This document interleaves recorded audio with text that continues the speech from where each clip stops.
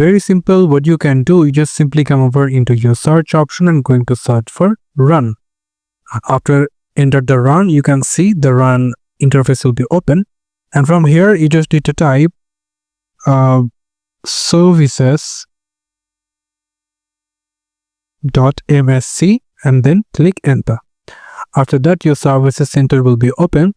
If you like to make it maximize it, you can do it as well, but I will going to remain it as minimize. That will helps you to show you. So now I will going to find out W over here. I will going to find out Windows Update over here. You can see.